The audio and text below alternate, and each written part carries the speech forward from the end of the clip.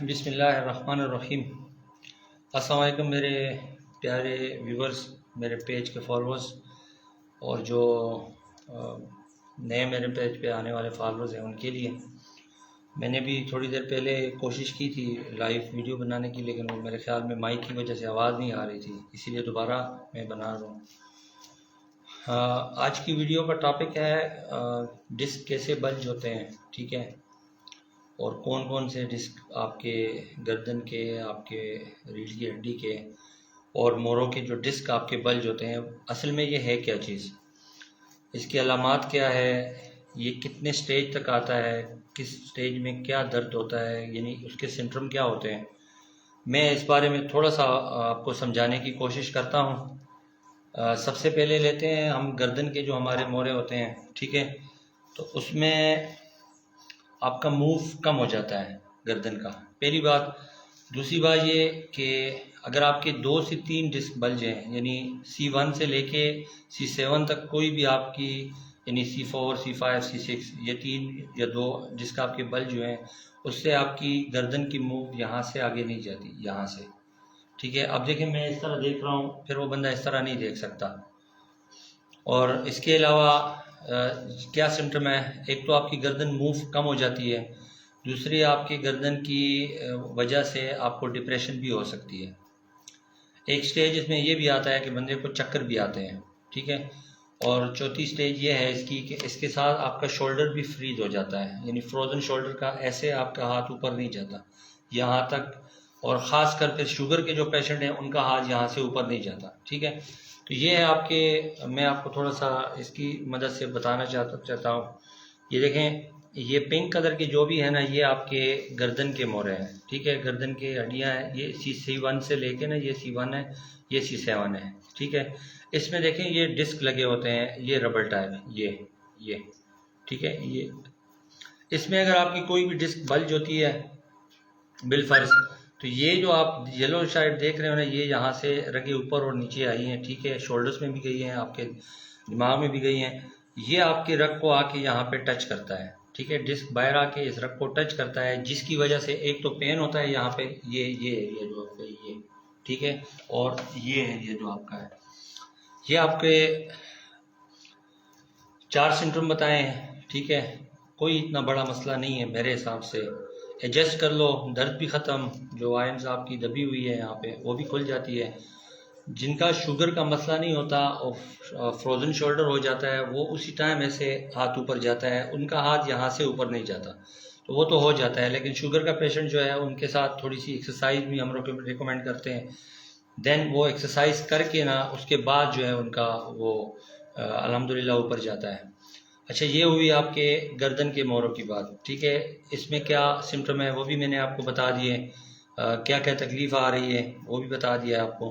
अब देखिए, यहाँ से जो ब्लू कलर के ये पॉइंट्स हैं, ये हमारे T1 से लेके ना T12 तक पॉइंट है, इसमें भी डिस्क लगे हुए हैं, ठीक है। ये अब अगर इसमें मैं थोड़े से सिम्टम आपको ये बताता हूँ। कुछ बंदों को यहाँ पे दर्द होता है, ठीक है, और कुछ बंदों को जो है ना सांस लेने में दर्द होता है, खांसी लेने में दर्द होता है। तो उसकी वजह से आपकी जो T2, T3, T4, ये अगर आपके ये वाले डिस्क बल्ज हो जाते हैं ना, तो इसकी वजह से आपको खांसी में और उसमें जो है ना दर्द महसूस होता है। तो इसकी वजह से डाइजेस्टिव सिस्टम आपका काफ़ी यहाँ से T4, T5 की वजह से डिस्टर्ब होता है, ठीक है, हाजमा आपका नहीं आता, यानी आपके मैदे का जो एग्जॉस्ट होता है वो रग भी यहाँ से गई है, ठीक है, तो उसमें काफ़ी प्रॉब्लम आ सकते हैं। तो ये भी हमारे यहाँ तक जो है ना ब्लू, यहाँ तक T12 तक कोई भी डिस्क बल्ज हो, ठीक है, झुकने में आपको तकलीफ़ होगी, पहली बात, सांस लेने में तकलीफ़ होगी, आपको खांसी के दौरान ये दर्द होगा, ठीक है, इसमें अगर कोई भी डिस्क आपकी बल्ज होती है, और साइड पे लेटने में आपको तकलीफ़ होगी। इसके अलावा अगर आप उल्टा सो रहे हैं तो ये तकलीफ़ आपकी काफ़ी हद तक जो है ना कम होगी, लेकिन जब आप फिर दोबारा सीधा सोते हो तो ये वाली जगह आपकी बेड के साथ नहीं लगेगी, ठीक है। तो ये मैंने आपको इसके सिम्टम बता दिए। अब आते हैं मेन पॉइंट की तरफ। मेन आपके देखें, यहाँ से लेके ना L1 से लेके L5 तक, ठीक है, और नीचे S1, ये आपके देखें डिस्क लगे हुए हैं, ये 1, ये 2, ये 3, ये 4, ये 5। जो डॉक्टर कहते हैं, जो आप MRI करवाते हो, जिसमें आपको अक्सर कहते हैं आपका L4 और L5 का जो डिस्क है वो बल्ज हो गया है, डिफरेंट शक्ल में कहते होते हैं। मैं आपको वो भी बता देता हूँ जी, आपके मोरे स्लिप हो गए हैं, पहली बात। दूसरी बात ये कि आपके मोरों के अंदर गैप आ गया है, दूसरी बात। तीसरी बात आपको शटिका हो गई है, ठीक है। चौथी बात आपको जो है ना आपके हड्डियों में गोश्त आ गया जिससे आपकी रग दब गई है, चर्बी आ गई है। ये मैंने खुद लोगों से सुना है कि डिफरेंट डॉक्टर डिफरेंट तरह कहते हैं बंदे को। अगर मेरी वीडियो सब किसी को पसंद आ रही है, इन्फॉर्मेटिव आप लोगों को लग रही है, तो साथ साथ शेयर करते जाएं ताकि मेरे अगर जिसको ये मसला हो उसको पता चल जाए यार असल में मुझे मसला क्या है। अच्छा, ये यहाँ से लेके यहाँ तक सारी गेम है, ठीक है। अब होता क्या है, सिम्टम क्या होते हैं, मैं आपको पहले इसकी सिम्टम बता देता हूँ। बिलफर्ज आपका L4 और L5 जो है ना डिस्क बल्ज हो गई है आपकी, यानी डिस्क बाहर आ जाती है। सिंपल सी बात है। ये डिस्क देखें, मैं आप किस तरह बाहर आती है मैं आपको ये थोड़ा सा दिखाने की कोशिश करता हूँ। अब इसको देखें, ये देखें, ये सारे ओके, ये डिस्क देखें बाहर आई है यहाँ से, ठीक है। ये आके इस रग को टच करती है ऐसे, ये जब इस रग को टच करती है तो आपको क्या फील आ रही होती है। पहली बात कि आपकी बैक पे खिंचाव आना शुरू हो जाता है, यानी जब आप ज़मीन पे बैठते हो और जब उठते हैं आप, तो आप कुछ टाइम बाद फिर सीधे हो पाते हो। पहली सिंड्रोम ये है इसकी, और पहला स्टेज भी इसका ये है। बिलफर्ज आपकी डिस्क जो है ना नॉर्मल रूटीन से बाहर आई है, बिल्कुल बाहर नहीं आई, तो इसमें ये होता है कि बंदे को कभी दर्द होता है कभी नहीं होता, किसी मोमेंट में वो रग को टच कर रहा होता है, किसी मोमेंट में नहीं करता। तो मैं जो है ना आपको यही समझाने की कोशिश करूँ, फर्स्ट स्टेज ये होता है। सेकेंड स्टेज इसका, अगर ये अपनी कैपेसिटी से ज़्यादा बाहर आ जाए, मुसलसल आपके रग को दबाता रहता है, ठीक है, तो उससे ये होता है कि आपके बैक पे भी खिंचाव रहता है और उसके साथ साथ आपके लेग्स जो लेफ़्ट है या राइट है, ठीक है, किसी भी लेग्स इसमें इन्वॉल्व होके पीछे वाली साइड से आपकी पूरी लेग में खिंचाव आ रही होती है। बंदा कह रहा है कुछ पीछे से खिंचाव आ रहा है, टाइट हो रहा है कुछ, तो ये सिर्फ और सिर्फ आपकी डिस्क बल्ज होती है जिसने आपके रग को दबाया होता है। अच्छा, तीसरा स्टेज में आपको बताता हूँ। अगर ये 50% आपकी डिस्क बाहर आई है और दबाया होता है तो उसमें तो ये आता है। 25% में आपको दिखाया कि सिर्फ आपकी बैक जो है ना वो खिंचाव में हर वक्त फील करती है, ठीक है। ये 25% आपकी डिस्क बल्ज हुई है। 50% जो डिस्क आपकी बल्ज होती है वो आपकी लेग्स भी इन्वॉल्व हो जाती है इसमें। अच्छा, इसके अलावा अगर आपकी 75% जो है ना डिस्क बल्ज हुई है, उसमें फिर ये हो जाता है कि जब आपकी एक तो कमर में खिंचाव होता है, साथ में लेग्स में भी खिंचाव आ रहा होता है, तीसरा उसके साथ आपका पैर सुन्न होना शुरू हो जाता है, यानी 3 उंगलियां ये जो साइड पे पैरों की है ये भी सुन्न होना शुरू हो जाती है। ये इसका थर्ड स्टेज होता है, ठीक है। और इसका लास्ट स्टेज ये होता है कि ये जब डिस्क बिल्कुल 100% यानी आपके बिल्कुल रग को दबा देती है, तो उसकी अलामत ये होती है कि आपका पूरा पैर यानी दोनों साइड से बिल्कुल सुन्न हो जाते हैं, आप चल फिर नहीं सकते, आपको फीलिंग नहीं आ रही होती कि मेरे पाँव मेरे साथ हैं या नहीं, वो उसका ये स्टेज होता है, ठीक है। तो ये थोड़ा सा आपको बताना था कि डिस्क क्या होता है। अब हम क्या करते हैं, कायरोप्रैक्टर का काम ये है, ये जो डिस्क बाहर आई है, ठीक है, ये देखें, हम इसको स्ट्रेच करके इसको अपनी कैपेसिटी, ये बैलून टाइप होती है, ठीक है, जेली टाइप होती है, इसको स्ट्रेच करके हम इसको अंदर की तरफ ले जाते हैं, तो उसी टाइम बंदा कहता है जी अल्हम्दुलिल्लाह मेरा दर्द ख़त्म हो गया है।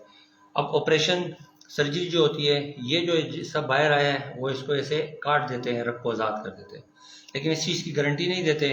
और मैं सबको मशवरा दूंगा कि आप पहले कायरोप्रैक्टर को ज्वाइन करें अगर बिलफर्ज उनसे नहीं हो पा रहा होता। हमारे यहाँ तो अल्हम्दुलिल्लाह आप पेज को विज़िट करें, हमारे 700 प्लस वीडियोस हो गई हैं जो कमेंट के साथ है कि अल्हम्दुलिल्लाह सफदर भाई के पास हम ठीक हुए हैं, ठीक है। और थोड़ा सा आपको समझाना था कि मसला ये है, अब कोई कहता है गोश्त आ गया है, कोई कहता है चर्बी आ गई है, कोई कहता है कि आपके मोरे जो है ना वो स्लिप हो गए हैं, कोई आपको कहता है कि आपको शटिका हो गई है, कोई आपको कहता है कि हिल गए हैं आपके मोरे, यानी डिफरेंट बातें सुनने में आ रही हैं मेरी। तो मैंने इसीलिए ये वीडियो बनाना मुनासिब समझा कि आपको कम से कम पता हो कि यार ये डिस्क बल्ज क्या होता है, कैसे ये बाहर आता है, कैसे ये ठीक होता है, ये रगों को कैसे टच करता है, इसके साथ क्या क्या अलामात होती है, ये मैंने आपको बता दिए हैं। काइंडली अभी जो बंदे देख रहे हैं वीडियो को शेयर करें ताकि लोगों को पता कम से कम चले कि उसको बीमारी क्या है। अब मेरे पास ऐसे ऐसे बंदे आते हैं कि 2-2 लाख रुपए 3-3 लाख लगा चुके हैं अपने ऊपर, ठीक नहीं हुए। ठीक है, तो मैं चाहता हूँ कि इस मुसीबत से लोग बचें। अपॉइंटमेंट पे अपॉइंटमेंट लेते जाते हैं, जो कहता है उधर जाओ तो वो उधर चले जाते हैं, जो भी कोई कहता है कि इधर जाएं तो उधर चले जाते हैं। तो ये मैंने सिर्फ लोगों की रहनुमाई के लिए ये वीडियो बनाई है। नेक्स्ट इंशाल्लाह मैं आप लोगों को इसी डायग्राम पे जो है ना, इससे बचने का, या अगर आपको ये हो गया है तो कौन सी ऐसी एक्सरसाइज है जिससे आप इसको अपने तरीके से खुद जो है ना रिकवर कर सकते हो। टाइम लग जाता है लोग, लेकिन थोड़ा सा ठीक हो जाता है बंदा।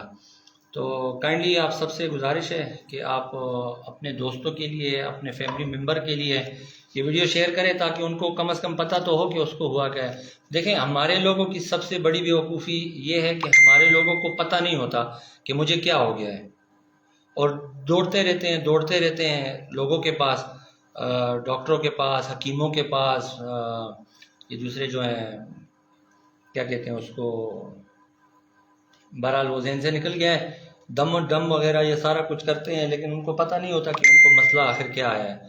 जब आपको पता चल जाता है कि मुझे क्या मसला है, उसका इलाज भी आसान हो जाता है। बहुत बहुत शुक्रिया।